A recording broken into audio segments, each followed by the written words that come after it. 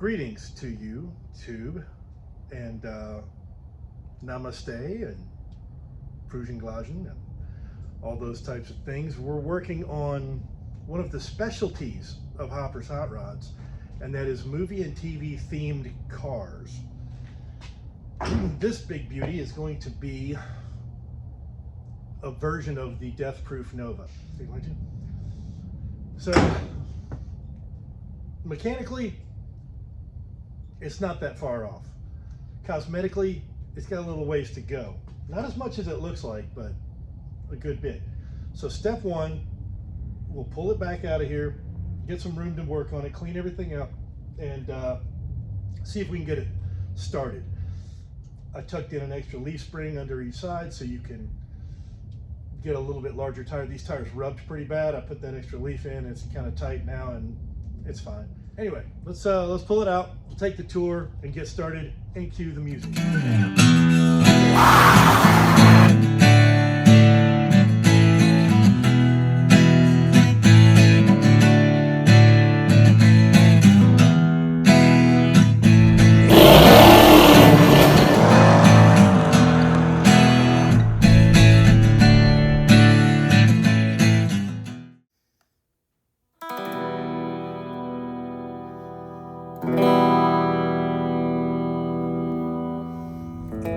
For a closer look under the power barn, as they say on Vice Grip Garage.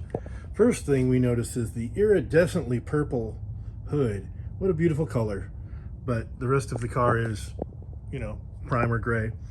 We've got a basic 350 with an Edelbroken intake. Now we've got this Phytech EFI sporting here with the little sump tank right here. And the way this works is the factory fuel pump, or in this case the high performance fuel pump, fills this reservoir, and you can see your intake pressure. It's be 7 or something, and then this is your high pressure pump for your fuel injection, and there's your gauge showing your output pressure to the little fuel injection guy. It's a pretty slick setup. And we'll check the oil. I believe we have lost a little bit of transmission fluid,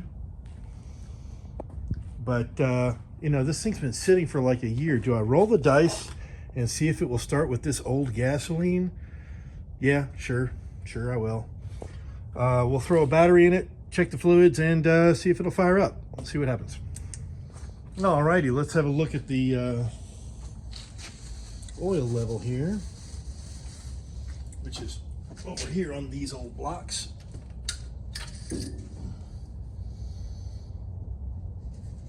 Close enough to full to try to start it. You know, these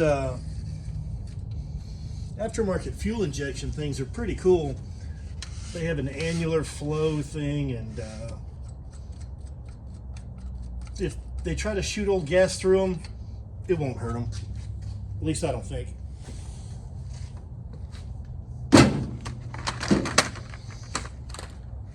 We got the fancy battery down here. There's our sad post. And here's our bring it all to life. Ooh, I hear something going on. We've got fuel pressure. Let's just give it a little bump, see what happens.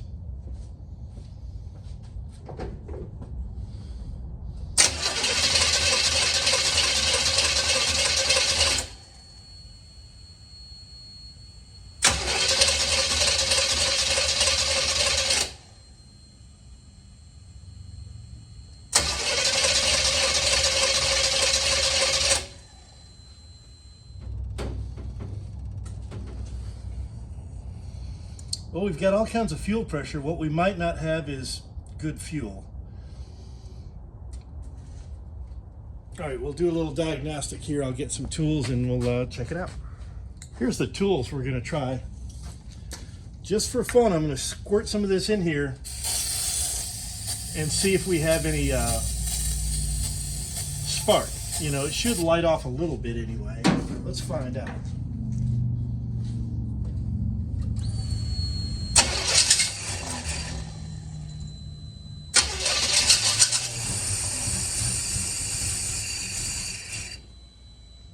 I believe what we got here is a Chipotle situation. This thing's got really bad gas. And it might just be bad gas in this little reservoir here, but we're gonna clean the tank, blow the lines clean, start fresh, and go from there. Okay, spend a little money at the old O'Reilly's. Rebuilt transmission right here in a bottle. This thing's leaking so much, I doubt it'll even go into gear until we put this in there. But it's definitely got a transmission leak. It's leaking right here in this spot where we just moved it to. Just overnight, there's already a little puddle. So this won't hurt it, probably won't help it, but we're just trying to get it to where it can move around the shop, and then we can get it on the lift and figure out where that leak is. Also, $16 for fuel line for a 5-foot stretch of fuel line? Holy moly. There's no fuel in the filter coming from the tank. So either the tank sock is gummed up or the fuel pump is not working. We're going to bypass the whole tank system.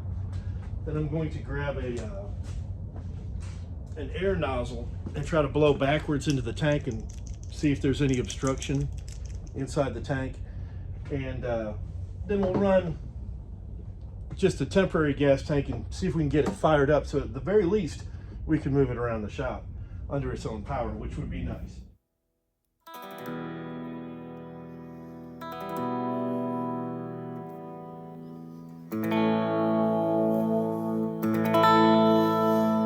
Got the temporary tank set up, got a clear filter here.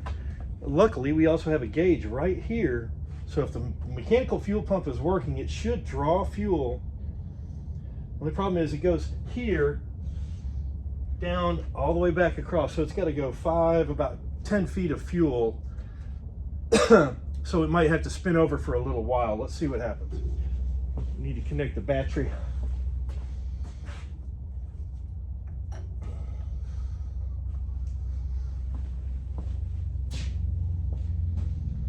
Contact. Sounds like there's still a little sludge left in that reservoir tank. Oh,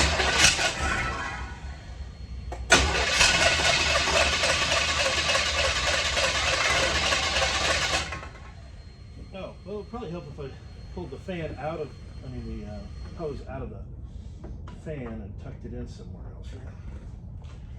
Let me make sure that we've got some fuel in the thing here. Yep, we're in the fuel. I'll get a close-up of this gauge and we'll see what happens here. What we're looking for is this gauge to start moving. That's our low pressure gauge, and this is our high pressure gauge, and it still spiked a little as though there was a little bit of fluid left in the bottom of this what do you call this thing? It's like this is like a standalone fuel tank. The low pressure fuel line fills this thing up, and there's it's a sump. There's a high pressure fuel pump wired up in here for the fuel injection. So we're looking to get some fuel into this thing. Once it's in this, I think it'll run.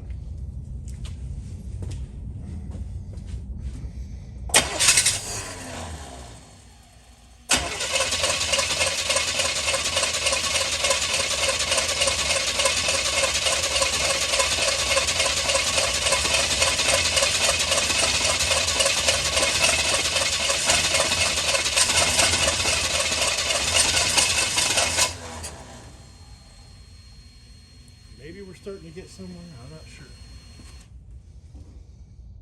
We definitely have gas in that. I don't want to take the line loose unless I have to. I'll try for a few more minutes here.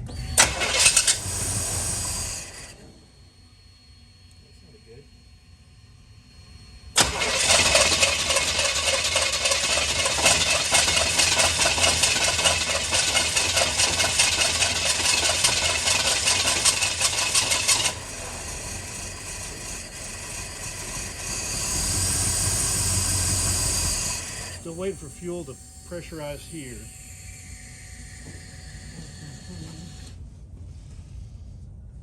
But we're getting somewhere. There must be getting some fuel in there. It's just not enough to register on the gauge yet.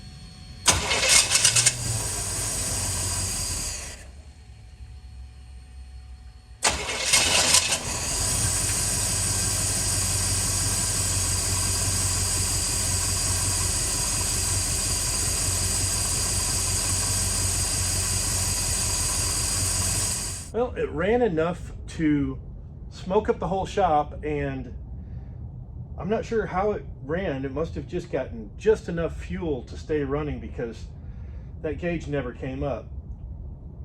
Maybe it takes a while for that thing to fill up. So before I put an electric pump on it and assume that this pump is completely no good, since it does seem to start and idle, I'll kind of strap this stuff in place, pull the car outside, blow it off, and bring it into the middle of the shop in the work on it area. And we can at least see if it'll go in gear. We can see if it's got brakes, that type of stuff. I think that's the next step, because I really don't have time to do a lot of mechanical stuff to it, because I have to prepare this thing for the death proofing. A fuel pump I can change later, but I'm on a schedule to get to the paint shop. So let me see what I have here, but I can't spend too much time looking, because I could have gone to the parts store and gotten a mechanical pump by then. So let me see what I can find, and we'll figure out a plan of action. Well, it's not pretty, but the temporary fuel tank will get this thing, it'll be to where I know I can move it around. I don't want to take it to the guy's paint booth with the transmission leak, but I might have to. One of the things we absolutely have to address, though, is this body panel. It sits low here, and this is the windshield stop. It's supposed to be just above that, like it is over there. So this panel is way too low, and it's hitting the door a little bit here because it's too low. And if you look with the hood closed, you can see there's a decent gap here, but it just gets tighter and tighter. And part of that is because this panel is too low. When I raise this up to where it's supposed to be, that gap will open up, the door won't hit.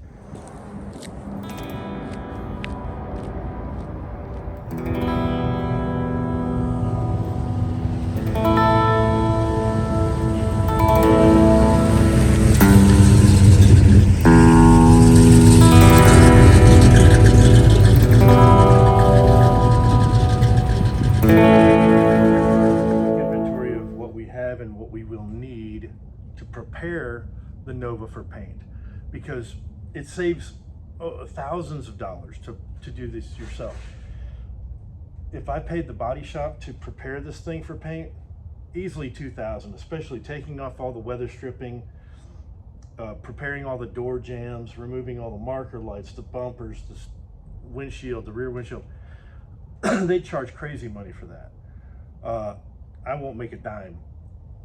So we got wax and grease remover. This is what you wipe down before you actually spray paint.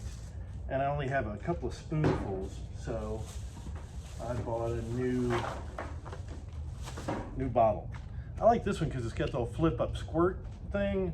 So we'll be pouring this into this to use it that way. High build primer, I'll show you why we need that in a couple of spots. I'm a glove wearing fool, I had to get some gloves. Respirator, when you're sanding a lot, just put one of these on. You don't need to breathe in all that junk. Scotch Brite pads, I'll show you where we use those. And I picked up for like $5 a new wire wheel. I use these all the time for little areas, but they get really impregnated with grease and oil and dirt. So I just picked up a fresh one to hit a couple of dry, rusty areas, because you don't want to put a bunch of grease and dirt, because then you have to degrease it and clean, clean, clean. This one's already clean, clean, clean. All right, now we got 600 grit sandpaper. We got to go over the whole thing with that. A little spot putty for a couple little spots that need putty, and foam sponges, and a sanding block. Also, body shims to correct the egregious front fender there, and a Sharpie so we can make a list. Everybody loves a list. Let's get after that part.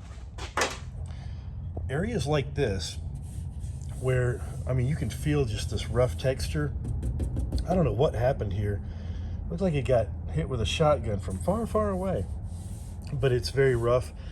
We got to smooth that out, and that's what that high build primer is for. We'll clean it, shoot a little of that high build primer and then re-sand that area. One of the things we got to put on this Nova is the hood ornament, and I think it'd be better if we figured out that puzzle now before it gets fresh paint on it, in case we have to drill holes or gouge out holes. And I'm noticing that these studs, if I tried to make them even, the duck will look constantly to the left. And that'd be okay if you were, you know, building a NASCAR Nova, but we need to line the duck up straight and figure out how to put the holes in the right spot, or make them big enough to where we can line the duck up straight. It's a duck, see? And the Death Proof Nova in the movie had a hood ornament just like this, so this is what we're gonna put on there. So let's take these mounting studs off. Oh, those are built in. If these were threaded all the way through, I could put a longer piece of bolt in case I have to go through an inner support, which it looks like I'm going to have to figure out how to do. So anytime you customize, there's puzzles to figure out. The other thing that makes it a challenge is the hood has a significant peak right in the center. And how are we going to mount something flat so it doesn't rock back and forth on that peak? How far back do we want to mount it? I mean, we can just probably get away with using some washers, and then I'll put some urethane on either side to fill in the gap, and that'll make it just fine. But I want to go ahead and drill the holes and get that stuff figured out now before we get to paint.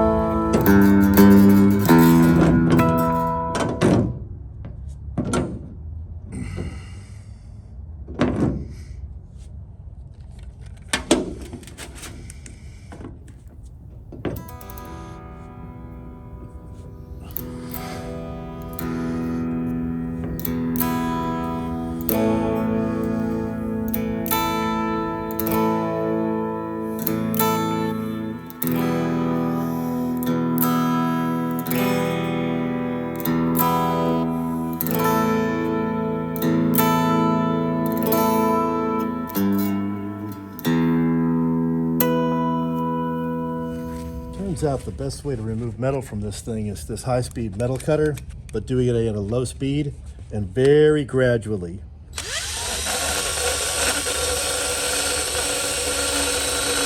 I've been at this for quite a while, but I'm getting pretty close to the shape I need. I just keep marking it with the wax pencil, the little bits I need to take off.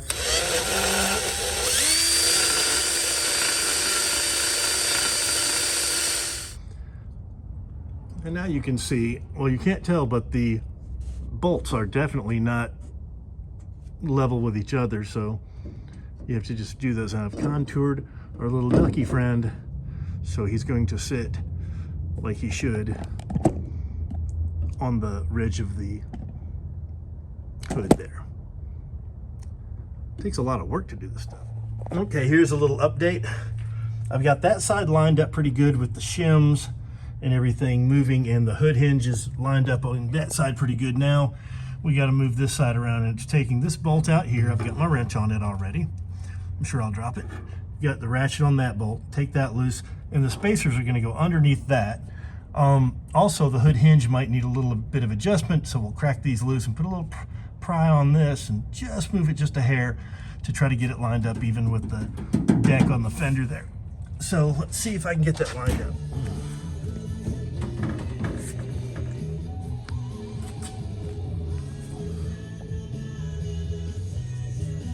here's where we gotta make our adjustment. And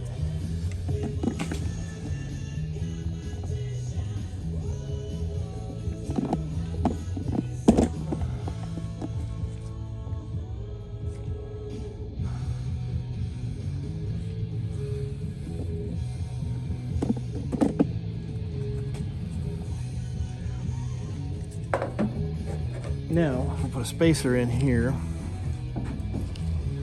so when we lock it down, it'll be the correct gap. Put something right about there too.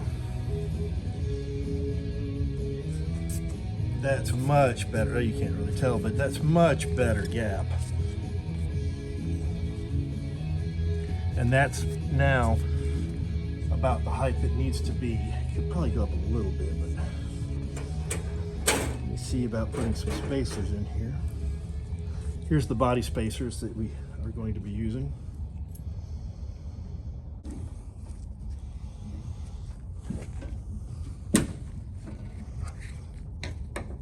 That's not bad. Okay, that lines up much better. It still comes so close to rubbing when the door opens, but it does not rub. I mean, a coat of paint might make it rub, but it's really looking okay as far as the door gap being, you know, uniform the whole way. I think we're gonna let that be. We got the shims in. We got the shims behind the bolt that's impossible to get to. Let's see now if the hood lines, oh, look at that. Now that gap that pinched to almost closed is equidistant the whole way down pretty much. Now, is it too late for the wet t-shirt contest? Look, we have to get this thing clean before we can even finish sanding it. I don't know why I have to explain this to you. Oh, I do now. Don't use car wash soap that might have wax in it at all. Just use Dawn, because that's cutting the grease. We don't want to put any waxy soaps on the car before you paint it, because that will just reduce our adhesion potential. So just Dawn, hot water. I'm using the green Scotch-Brite to get all this off.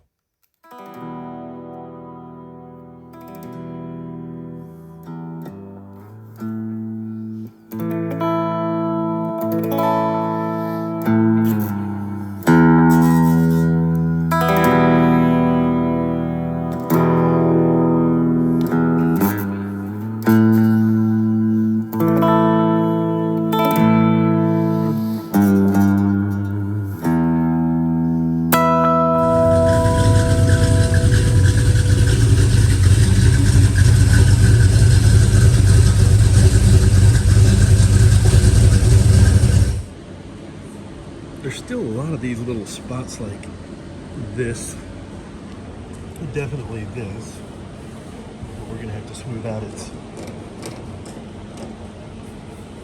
rough there. So it's just gonna be panel by panel. Some of it you just have to feel like this. It's too coarse. That needs to be sanded out. It needs to all feel like this. So one panel at a time, 1 hour at a time. While the glass is out, this can get sprayed a flat black or a satin black, whatever the color is. I can put a little sealant here. Still got a ways to go though. This is really a bad spot of rust. This is in the back glass area, and this will be a leak into the vehicle. I'm gonna have to put something to stop the rust and something to seal it up. It won't affect the aesthetics, but that needs to be addressed just to keep the rust from creeping back up right there. This is the kind of thing that eats up so much time. I just discovered there was a whole rat nest of pine glunk under the cowl, so I just scraped it all out of there. But now I have to let that dry. I'm going to set up a fan, clean it again, so I can paint the inside of the cowl with rust preventative paint. Just one thing after another just eats up time on these types of projects.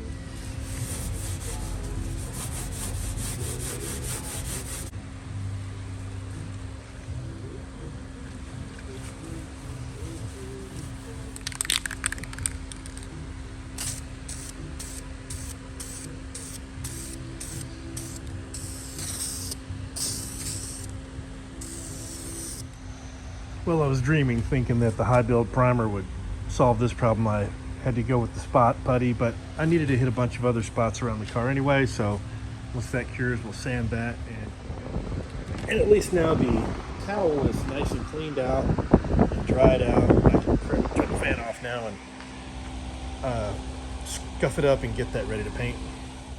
Just reapplied some spot putty on a couple spots that need to be gone over one more time before a couple of dabs of primer, and that'll be ready for the final wet sanding. But while you have it apart, and you can get carried away trying to make things perfect, but while you've got it apart, this is the underside of the cowl cover, and it's really rusty. I've already gone over it with the brush a bit, but it looked like this. It was this is the front filler strip that goes between the bumper and the body. And while you've got it apart, for 30 bucks for a couple of cans of rust stop, you can just treat this stuff and it'll last way longer.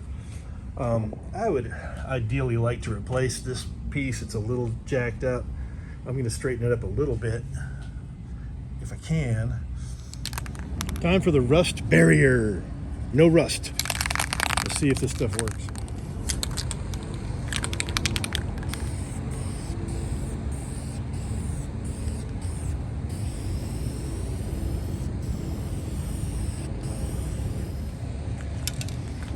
Well, they look way better than they did, and that will keep them from rusting out further in the future. This piece really should be replaced, but that's not a hard thing to replace later. At least it'll be on the vehicle and it'll be complete.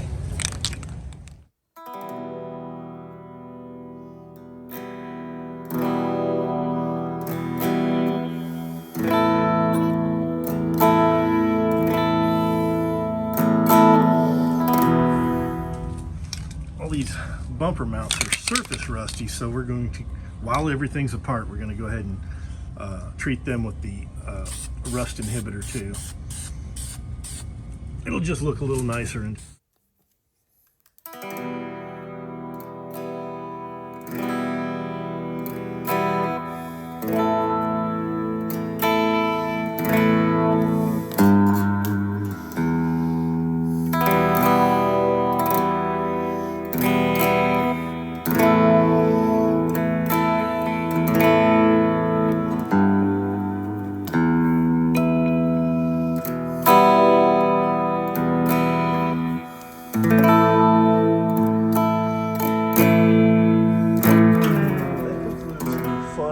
wet sanding portion.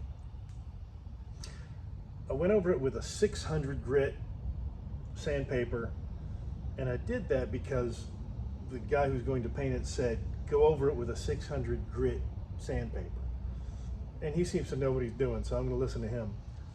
Now I'm going to go around the door jambs and the trunk and hood edges with a Scotch-Brite pad to scuff those up, so when they get painted, the paint will adhere and there'll be a nice clean surface.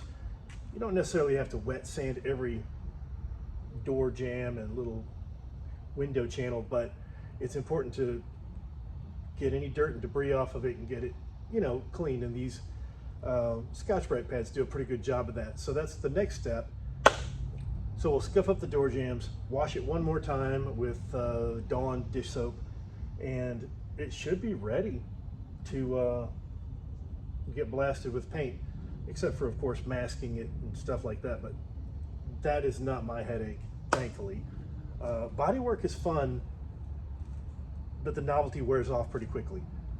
I could paint one car every 2 years, and that would pretty much satisfy me. Ooh, I need to do the rain gutters too.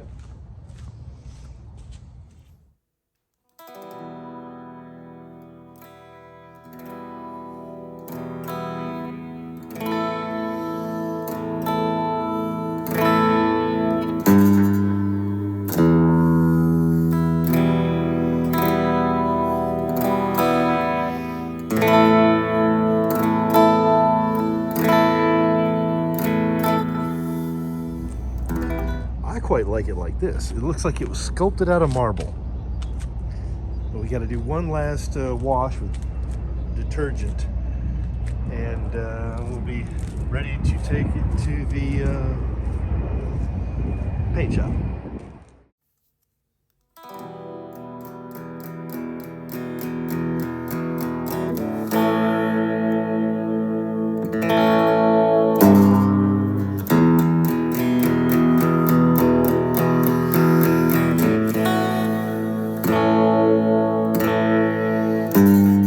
Inside the trunk, there's some rust on the front lip, so I'm going to hit that with some rust inhibitor, along with the bottoms of the doors and etc.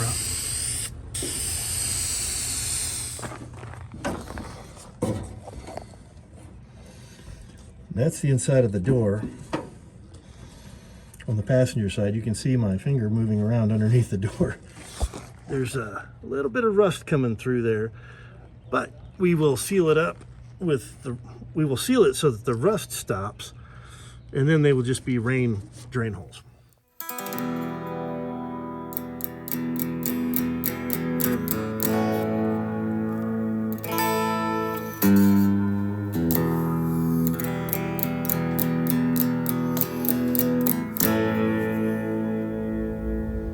That's it. That's what you get. That's going to conclude this week's exciting episode of Building the Deathproof Nova. Next episode, reassembly. We'll put a little glass in, put some bumpers on, spin the tires. Probably need to paint these wheels. You know, this car used to be like a mint green. I kind of like the mint green. Not bad. That's a pretty color. I mean, your opinion may differ from mine, which is fine if you want to be wrong, but the mint green, I think it's a cool color. Thank you for watching. See you next episode.